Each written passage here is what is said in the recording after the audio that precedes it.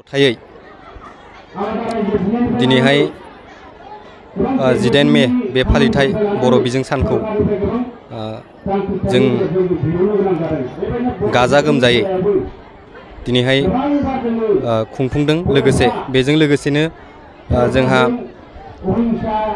दिनैहाय बे 18 मे बर' बिजों सानजों लोगोसेनो जोङो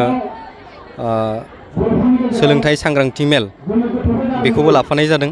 दा बेयाव जोंनि हुग्राजुलि हालामनि इरागदाव बर' गेजेर आरो गोजौ फरायसालिनि फरायसा फरायसुलि लोगोसे बड'फा गेजेर आरो गोजौ फरायसालिनि फरायसा फरायसुलि आरो बे हालामनिनो संबोराइ बाथौ आश्रम फरायसालिनि फरायसा फरायसुलिजों लोगोसे बे हालामनि गासै फोरोंगिरि सार बिथांमोनजों जयै जोङो बे हाबाफारिखौ गाजा गोमजायै खुंफुंदों। दा दिनैहाय फैयै फैयै दा जों जोबथा हाबाफारि बे हाबाफारियाव दिनैहाय फोजोबनाय थाबाय। लोगोसे खौरां बिजों फोसावगिरि नोंथांमोननिसिम रोजा रोजा साबायखर बावबाय। बेखिनियावनो फोजोबबाय। जोङो बर' बिजोंजों फरायनो मोननानै जोङो बांसिनै गियान आरजिनो हादों, बा जोंनि गांनाय उखैनाय लुबैनायखौ जोङो गुबुननो फोरमायनाय बेखौ जोङो साबसिनै जोङो मोननो हादों होनना जों बुंनांगोन। दा बर' बिजोंखौ फोथांना लाखिनांगौनि थाखाय जोङो गासिबो खामानि मावाब्ला मोनसे समाव गोबां नाजानायनि उनाव गोबां मुंख्लं बिथांमोननि खामानि मावनायनि बिनिमयाव जों बर' बिजोंखौ मोनदोंब्लाबो जोङो मोनसे समाव जोङो खोमानो गोनां जानोबो हागौ। दा बेनिखायनो जोंनो गोबां बर' बिजोंखौ फोथांनांगौनि थाखाय जोंनो खामानि मावग्रा गोबां दैदेनगिरिनि गोनांथि दङ। दा बेयाव जों नायनो थाङोब्ला दिनै गोबां ओनसोलावनो बर' बिजों गुदि फरायसालिफोरा दिनै गोमालांगासिनो दङ फरायसाफोरनि आंखालनि थाखाय। दा बेनिखायनो आङो खावलायनो लुबैयो जोंनि गारजेन बिथांमोना गाव गावनि फरायसाफोरखौ बर' बिजों फरायसालियाव जेन थिनहरो।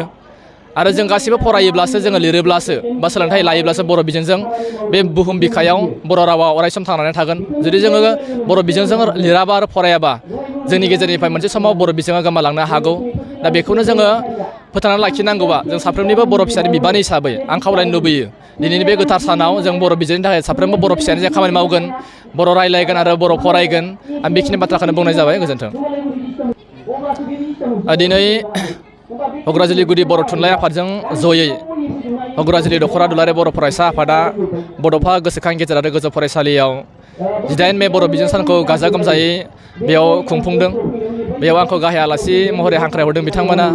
आं गाहाय आलासि महरै बाहागो लानो मोननानै फरायसाफोरजों बे सावरायनो मोननानै हाबाफारियाव बाहागो लानो मोननानै जोबोद गोजोननाय मोन्दों।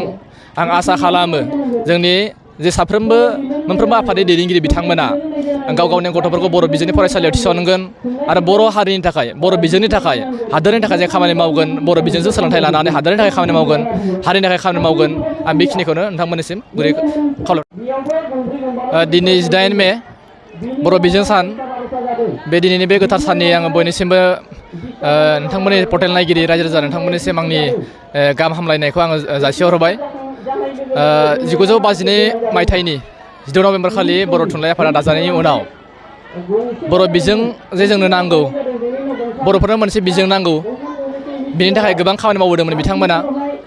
जायनि जाहोनाव बिथांमोननि नाजानायाव 1963 मायथाइनि दिनैनि 18 मे खालि जोङो बर' बिजोंखौ जोङो फरायनो थाखाय आरो लिरनो थाखाय आसाम सरकारनिफ्राय जों गनायथि मोनदों।